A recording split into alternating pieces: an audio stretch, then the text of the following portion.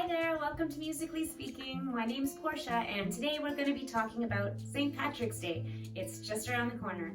I have a great song and game that you can use from kindergarten to grade 5 with some easy modifications. It's called 1, 2, 3, O'Leary, and the song goes like this. 1, 2, 3, O'Leary, 4, 5, 6, O'Leary, 7, 8, 9, O'Leary, 10, O'Leary, postman. You can play this game in two different ways. You can play it as a team, or you can play it in scattered formation as individuals. I'll explain the team game first. If you play it as a team, each team requires one ball. I would use a basketball or a soccer ball. A rather large ball would be better for the team game. You divide your class into 4 or 5 teams of 5 or 6 players.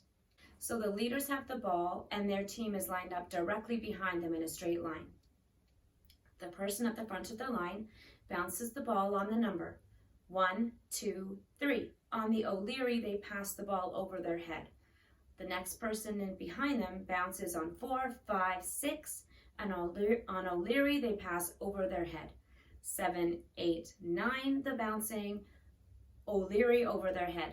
On 10, the person who receives the ball bounces on 10 and then runs to the back of their line. Their team straddles their legs and they bowl the ball through their legs to the front, and the person that was at the front that started with the ball catches the ball and raises it above their head. The team that does it the quickest gets a point, and that's how you end up making it a little bit of a healthy competition. Another way to add a little bit more fun is to have the teams come up with their own St. Patrick's Day names for their teams. So they love the competition part, my students. I play it this way with grade 3 to grade 5. I have a sample visual for you to show you how it looks.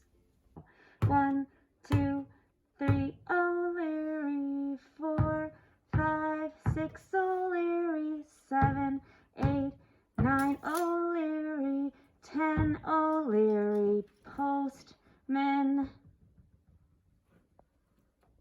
The next way to play the game is in scattered formation, with every individual having their own ball. And for this, I would use tennis balls because you're going to have them falling all over the place, flying all over the place for the first little while the students learn. I do this with kindergarten to grade 2, and so it's a really good beat exercise.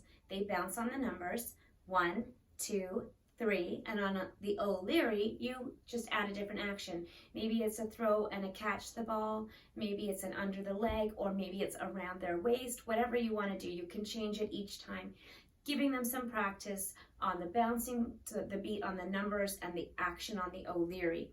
On the 10, you bounce. On the O'Leary, you hold the ball, and on the postman, you step out the beat. Postman with your feet. Postman. So 10 O'Leary, postman is how it would work for the scattered formation. You can make this a competition as well. You would just have it be an elimination game, which my little ones love.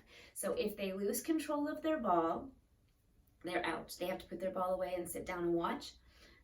If they're not bouncing on the beat and I notice, then they are out. Or if they do the wrong action at the wrong time, then they are out. And they love it. They love seeing who it gets down to, and we normally end up to at least one winner. Sometimes it's a tie, but it's still fun, and it just adds that competitive edge. If you learned something new or you just enjoyed watching, please consider subscribing to our channel. Thanks for joining us today, and we'll see you next time on Musically Speaking.